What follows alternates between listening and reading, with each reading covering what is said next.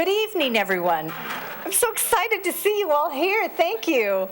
Hopefully we get even more. This is our inaugural BOC workshop for Town Budget Basics. And for the first time, we are going to be videotaped for those who could not attend tonight. So smile. You're on television. We are very, very thankful that you've taken time out of your busy, busy lives to attend. Everything that you see tonight will be emailed to you. So do not worry about having to get everything down on paper. This presentation will be emailed to everyone. Okay, so my name is Lucia Jansen. I am the chairman of the Budget Overview Committee. With me is Dan Osismer, who is the vice chairman of the BOC. We first wanted to start with what the workshop is and what the workshop is not. And I'm going to turn it over to Dan to talk about this. Thank you, Lucia, and thank you, everyone, for coming out tonight. It's really important to talk about what it is and what it isn't. I think many people are aware that over the last 3 years, the BOC inaugurated an April workshop where we went through the budget in detail. We went through the actual budget that's under proposal for the year that we had to vote on. Also in that presentation, we would typically have a section where we went through the state of Connecticut budget, financial, and economic and demographic trends within the state of Connecticut. That would be our second section. In the third section, we would talk about structural issues that the town is facing. These can be things like labor contracts, Nathaniel Witherall, the unfunded pensions. We talk about kind of key themes that represent budget challenges. And then lastly, we finish and talk about trends. We go, typically when we look at a budget, and what we'll talk about tonight is this year's budget and how to look at and analyze it. But a budget, of course, is a one-year budget, and it's a snapshot in time. To really understand the budget properly, you want to look at trends in terms of costs, taxes, headcount over time. So we usually do a 5, 10, 15-year look back and talk about the trends. So that is what we do in April. So to a certain extent, it's a little bit of an advertisement for our April meeting, so we hope you can all attend that. That will be April 27th, 2020, Cone Room from 7 to 9. I do believe we've gotten the dates right, and that's not a school holiday and things like that. So if there's any questions about the dates, please let us know, but I'm pretty sure we got that right. So that is what we do in April, okay? Today, we're not going to talk about the specifics of this year's budget. We're not going to opine on trends and things like that. But what's really critical, and something Lucia has done actually in the past, even before I got on the RTM, Lucia had done various communications where she tried to lay out how to look at the budget. And she's done a lot of great work there, and that's something that she's going to be presenting to you tonight. So thank you.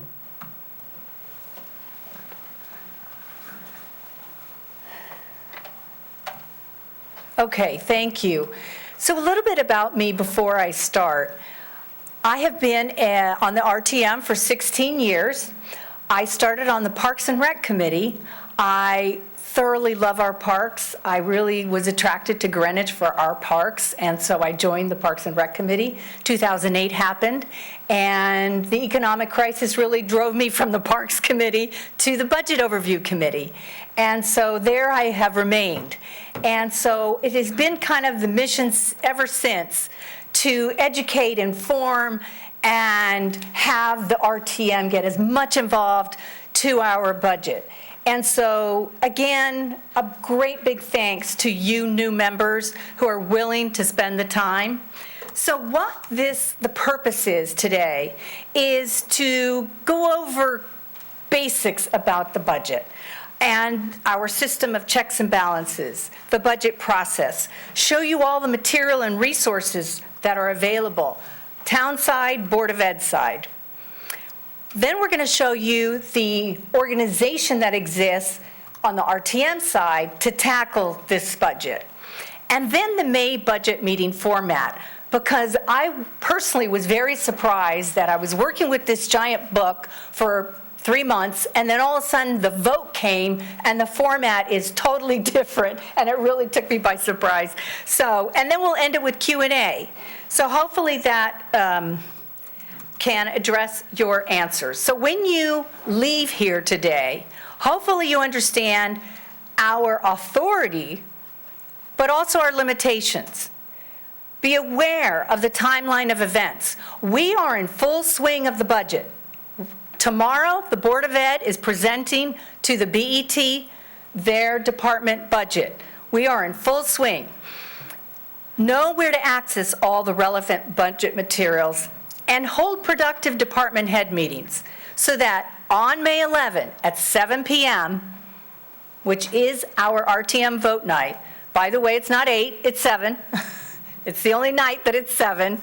You will be prepared. So the first area is understanding the RTM's roles and authority. So each entity has powers and responsibilities. We are a system of checks and balances. It's very decentralized. The first selectman has his role, or her role. The BET, the Board of Education, and the RTM, all involved in the budget process in different ways. I will be going over specifically that process in a minute. The most important responsibility of the RTM, bar none, is the approval, or the final approval, of the town budget. We look at labor contracts, appointments, leases, management agreements, all these other things, but most importantly is the town budget. So the town charter describes our authorities. If you ever have any question to our roles and responsibilities, it's always good to refer to the town charter. And what's interesting here is to note that virtually the Board of Ed, the Board of Health, there's boards, there's commissions, they all fall under the town charter, as does the RTM. The Board of Ed is also guided by state statute. So there is another dimension to what is the role and responsibility of the Board of Ed. So the RTM has two options. When the BET presents the recommended budget, it's to keep the appropriation as is, or it's to reduce or cut the spending. We are not like the BET where we can add to the budget. We are not where we can move around items. We are there to either keep the appropriation as is or to reduce or cut. So an overview of the budget process. It is a year-long process. Starting in August, the first selectman is virtually after every decision in May, the process begins. In August, the first selectman begins to meet with the departments to develop the capital improvement plan. Then in September, and this is defined in the RTM rules, as well as the BET reference book. And so the RTM budget subcommittees are formed. That's something that's currently described. October is the very important budget guidelines that are defined by the BET. December is when, and the Board of Ed is in full swing for their budget, which I just highlight right here. And this is presented in December. Where we are right now is here in January, February, and we are in the BET department hearings, where they are presenting their budget. March is when the department hearings have finished, and we end up with a recommended budget. This year, it's a little later, so it isn't until April 2nd that we're actually, the RTM is going to have the decision. And then in May is the final budget vote. So as you can see, there are very important activities going on every month, and depending on your committee, you're going to be either more active or less active. This is a snapshot from the BET's February, March hearings, January, February hearings, excuse me. You should take a note, if you haven't, to the hearings, because they are by department, a presentation is being made. So if you're on the committee that's related to firefighting, you're going to try to get to day 3, which is Fire Presents at 9 in the morning. And why would you want to attend? Because this is where you are going to see a very in-depth, serious dialogue between the BET Budget Committee and the department heads.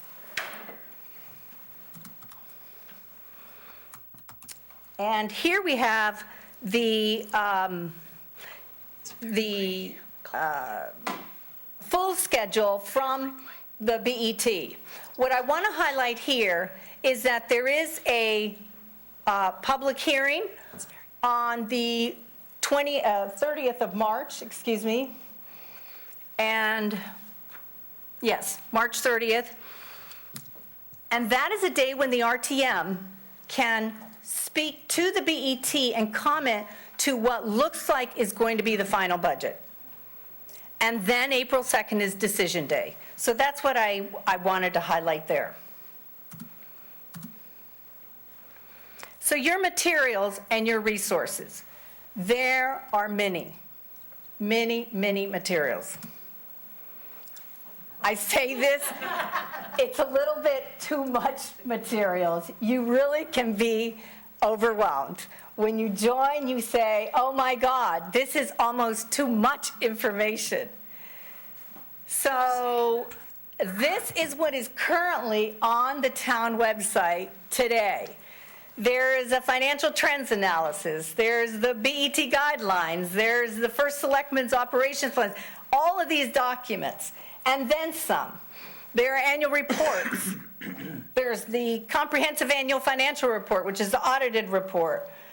We are not short of information. The new website, here is a snapshot of the website, has these documents. And if you haven't taken the time, find this one page that gives you the budget documents and schedules, which I have given, you will have in this presentation. It will take you to all the documents, and you just click on each one and you will get to all the documents. The two most important books that this entity, our RTM, need to have. It's the operational plan and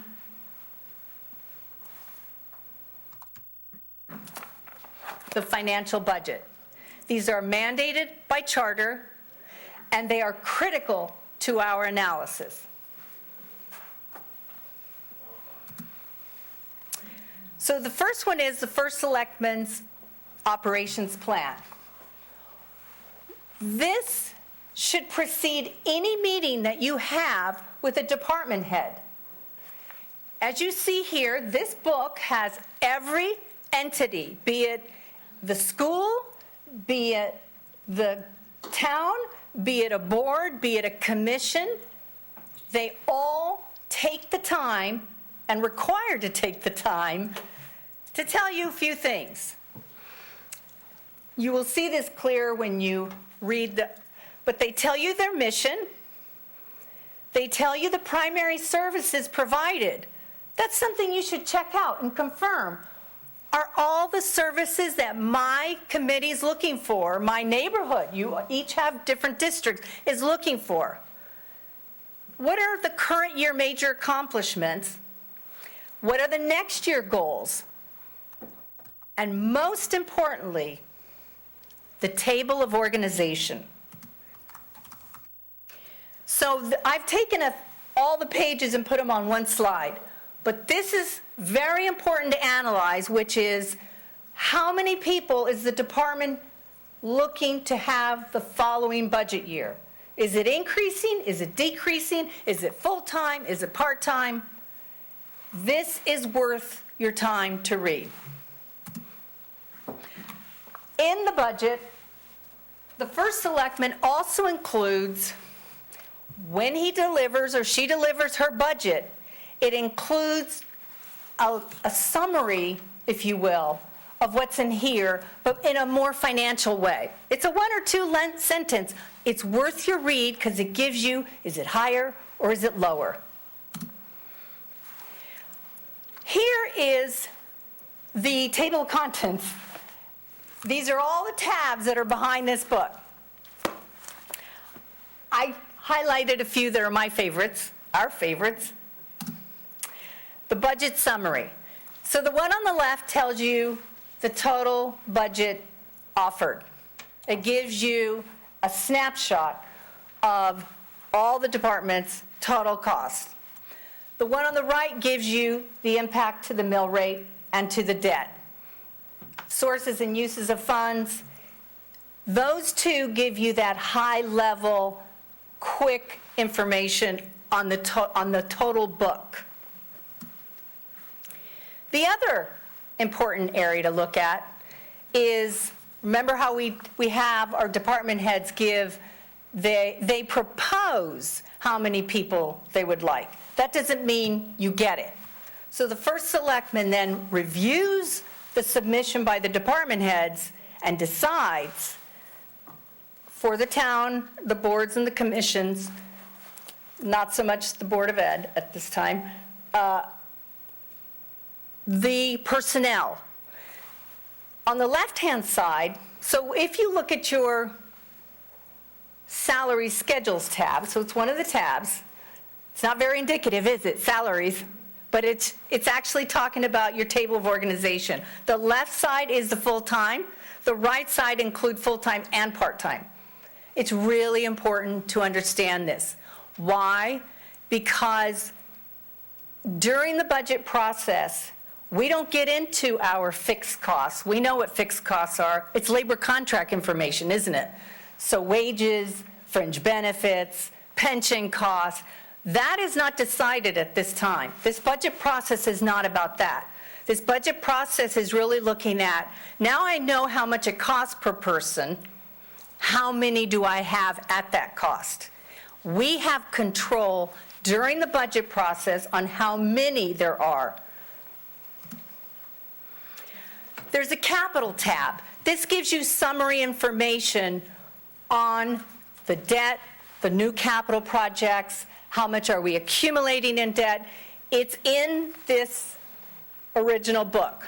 However, there is another book, and there is a web link to it. It gives you the 15-year outlook of what are the capital projects that department heads have identified. If you look at this, you can see quickly that we have 80 million in this year. So you go to your year that we're in, and you can also see the outlook. You want to get to see this because sometimes a number is low in one year, but in the out years you see, oh, I'm actually seeding a really big project, and I should know that up front. The other side is the current year capital projects. RTMers have the most authority over capital. We have line item veto at the capital. That is not the same in operating, and I will talk about that in a little further. So in the capital book, why I like this book so much, it's such a good book, is that it gives you detail on every single project request. So if you want to know the department head's point of view, and there are very specific expectations, every capital project fills in the same worksheets. What is the description, the statement of need, the 5-year cost? What's the impact to the operating budget, if there is? It's a very important project work. It's a very important analysis to have, particularly on large projects. And every department head is required for that capital request. So just a quick discussion of the Board of Ed. The Board of Ed is slightly different, and they have their own website. So if you go to the town website and you think you're going to find the Board of Ed budget, which, yep, this one, you will not. It is on a separate website, greenwichschools.org, and here is a list of what they have currently on their website available for you to read on the Board of Ed. In it, it gives you exactly what they're going to be doing going forward with the budget process. So they are informing all the constituents and stakeholders what to expect. And this is the Board of Ed budget. These books that I'm showing you here were in the past delivered to RTM members in hard copy. They are no longer delivered in hard copy unless you formally request it. So if you aren't comfortable with online review, you really should be anticipating that you have to actively ask for this information. Okay, so let's talk about the RTM in reviewing the budget. There are 9 committees aligned with the town and Board of Ed departments to study the budget. These are all documented in the Exhibits tab.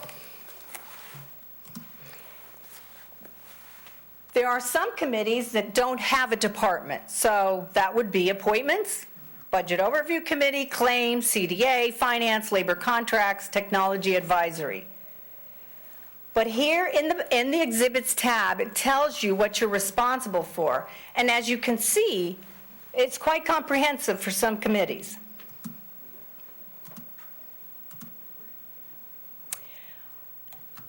Again, not looking at the data, what I'd like to highlight with this slide is more the proportion of analysis by the committee. So when you think about helping your fellow RTM members, you can see that the Education Committee has a full load, because they not only have the Board of Ed budget, but they have, as you saw in the previous list, the Bruce Museum, Parks and Rec Administration, libraries. There is a big workload. And capital, and this is already old data, so this is 2018-19 data, which is not factoring in kind of our more aggressive approach to the capital side of things. Finance, you see a very large number. It's mostly fixed costs, though. So finance it has a large number, but they are a committee that anything that's over 50,000, if you look at the RTM rules, they're supposed to be involved in. And then you look at town services and public works and health and human services. This is to give you an idea by committee how much you're responsible for dollar-wise. And this is just to show you from an operating cost point of view that there are a large part of costs that aren't even factored in to the budget process. So when you look at the education budget, it does not include health care. It doesn't include health care for any department. So there's just this idea of, just to understand that those fixed costs are negotiated in labor contracts that we are all responsible for, but that's not what we're doing with this decision with the budget process. So this is just looking at capital costs by committee. Just to highlight here that there are 2 committees that carry a grand load here, Education and Public Works. And the reason why is Public Works is assigned, they are the new capital projects go through this committee. The customers are your department. So Parks and Rec could be a customer to Public Works. It will not show up in Parks and Rec budget. It will show up in Public Works. So you should be sensitive to, when you look at the budget, that it may not be Public Works project. It actually could, the customer could be Health and Human Services with a senior center, or it could be something that relates to another department. So this is just to give you an idea of then the typical RTM work on the town side. So really, it's looking at what the idea is. You're going to start with the operations plan, then with the finance book, then you have the capital book, and you're going to look at all the capital projects. Compare the information that the department is requesting with the BET guidelines. You hopefully attend the BOC workshop that summarizes the April, February hearings. And then you set up meetings with these department heads. But the idea is that you can get started now. And when you have your meetings with your department heads, they're very productive meetings. And then you vote. You as committee will make motions. And you can keep the appropriation as is, or you can reduce, or you can cut. Very similar process for the Board of Ed. So the RTM May budget format. This is where it's, these pages are not in the book today. So what happens is after the February hearings and the departments have all decided on their amounts, you get these final 20 pages very late. And you were accustomed to seeing all these object codes on the operating side, and all of a sudden you look and you say, whoa, I'm not voting by object line, I'm voting by a different way. What happened? So this is to describe what happened. So when the moderator stands before you, he is going to very quickly work through each one of these departments. So when you see this, he will start with, this is an example of general government. That's the department. Then he goes through the, for example, the RTM is the first one, 101. And he will ask, are there any reductions in MOC 100, MOC 200, MOC 300? It is then where a committee, an individual, or a district raises their hand and say, yes, I have a reduction. You hopefully have submitted this to the moderator in advance. Hopefully you have shared this with the RTM so that everyone in the room is not surprised that there is this event about to happen. But the important thing to remember is that it is not by the object line. What you do is then you refer back and you say, hey, I have this reason and it's referred to this object line. Or you could choose to do it where you collect a whole bunch from MOC 100. Most of the cost is in MOC 100. What is MOC 100? MOC 100 is personnel. Wages, steps, stipends, overtime, and how many people are in the department. So MOC 200 and 300, that's maintenance. Those are the very small costs. If you look at most departments, 80 to 90% of their costs is in the MOC 100. So that's how you're voting on the operating side. The Board of Ed is a little different. The Board of Ed, the authority of a town, of any municipality, and this is where you get into the state statute, is not by MOC 100. We can say in aggregate, we'd like to reduce an amount, but we do not get to this level with the schools. Capital projects is a different process altogether, though. That is where, by object code, you can reduce and cut. So when I say object code, what I'm talking about at the very granular level, you can say, this project is not ready, we feel it didn't have the right preparedness, it needs to come back. So that's the idea with the capital. And so the moderator is walking through first the operating, department by department, and then it's to the capital, then we move into the revolving funds, which revolving funds are like the sewer fund. Nathaniel Witherell's considered a revolving fund. The idea of a revolving fund is that there's revenue associated to the costs. So they're kind of in a different category. The parking fund is that way. So just to summarize then, is we're reducing by MOC on the operating for the town side. For the Board of Ed, it's a total amount. Capital is line item cut. The RTM also votes on resolutions. And so we need to read those resolutions. We accept grants and receipts. We have conditions and additional provisions. Most importantly in the resolution is the borrowing amount. And that will match the new capital projects except for 3 million capital tax levy. So we will be borrowing for all the new capital projects that are proposed in the budget. And typically the resolutions are combined for one vote by the RTM, and then the RTM votes on the final budget. So this is a summary page of all the documents that are available to you, and I encourage you to read through them.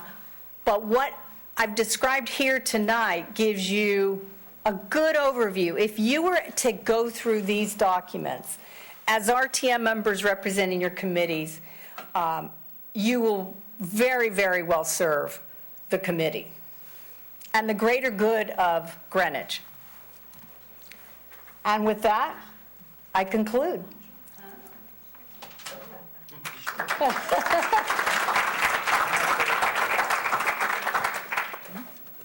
So are there any questions or, yes, Hector? Lucia, when you started, we look at the calendar, Yes. I mean, you said August capital improvement plan. Suddenly, I didn't see it any longer, and we move into February, and we have the first selectman. I am trying to understand where everything comes together. We have the first selectman Yes. basically presenting the operational budgets And capital. and capital too. Yes. Okay. Yes. Okay, it's included. Yes. And it's including the Board of Ed as well. It is the complete spending. Yes, but the Board of Ed budget is within the operational budget? Yes. So what happens is the Board of Ed approves a budget. It gets incorporated to the first selectman's budget as is. Correct. He does not have the authority to change that number. Capital is different. Capital is a discretionary review by the first selectman and the Board of Ed. And so the capital is also in there by the Board of Ed, but it is a negotiation at that point. The Board of Ed tomorrow. Yes. In the morning when they present the budget to the BET, they will present the operational and capital. Yes. Both. Exactly. And that's what this book has, is there, this was the original budget that the superintendent made to the Board of Ed. The Board of Ed asked for the superintendent to review the budget and have some reductions.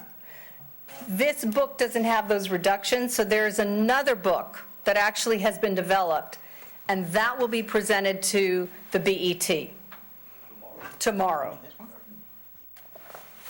Yes, Thank you so much. you're welcome. How do we get a sense for those fixed costs for the other side of our town finances as we understand the operating and the capital expenditures? How do we get a sense for how much debt our town is carrying, how unfunded liabilities we may have for our town pensions, and the healthcare costs or the benefits that we give to town employees? How do we value those each year as we also understand the operating costs?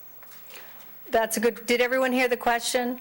Okay, good. The fixed costs is a little bit from a budget point of view. Thankfully, the BET has started to describe the healthcare costs, so by department. Because in the past, we didn't even know by department the healthcare costs. So now we have that breakdown. When we have our presentation in April, I will say the BOC has been out there, and we go through another document, it's the CAFR document, and we do try to get some information. It's very difficult by department to understand the costs. There are reports that are out there that the finance department has, but they are not part of the budget. It really is by labor contract. When we get a labor contract, we do get presented some of the information. We do not get the unfunded liability piece, though. Can I just add a couple? Sure. Yeah, I think Lucia's main point is that it's not, those items are not really in the budget book, but just to go through a few of them. If you look at unfunded pension liability, I would suggest that in addition to the CAFR, which is a great document and it has information there, and the CAFR is basically an annual report of the town. Okay, that, it's not exactly what you would see if you were looking at a company, but it shows the balance sheet, it shows the expenditures, it shows the revenues. But particularly with the pension fund, I would go to the retirement board section of the website. It's not shown here, but if you go to the town website, there's a section on the retirement board. And what's interesting there is they have all the reports about how the assets are performing. In fact, I think tomorrow morning, actually, retirement board is meeting, and we'll go through that.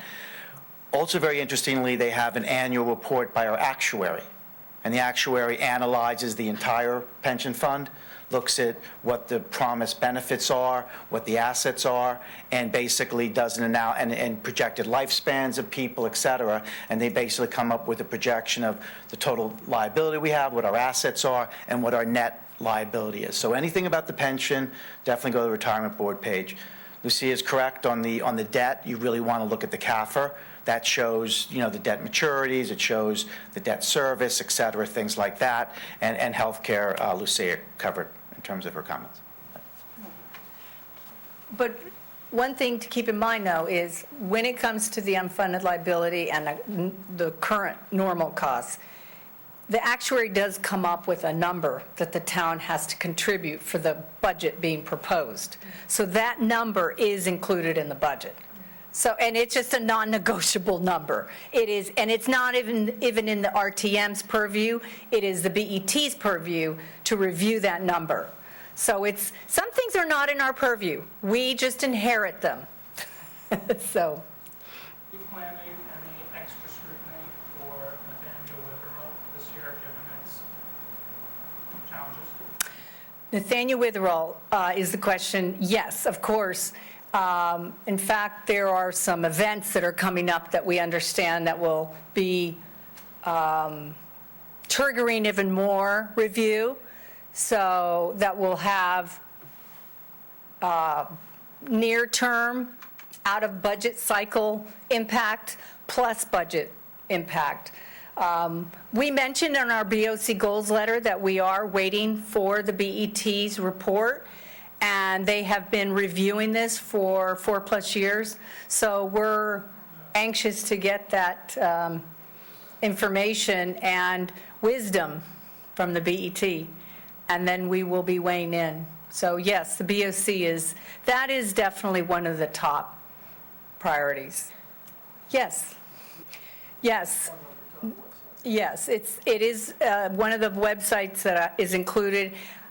The comprehensive annual financial report is the audited financials of the town.